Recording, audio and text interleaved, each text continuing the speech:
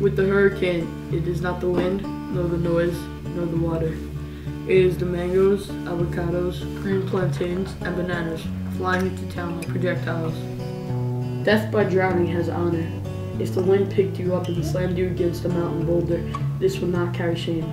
But to suffer a mango smashing your skull or a plantain hitting your temple at 70 miles per hour is the ultimate disgrace.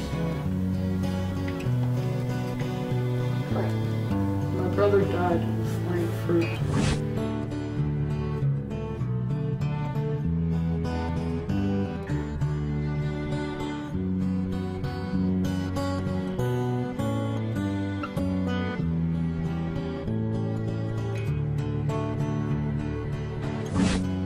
Don't be afraid of the wind.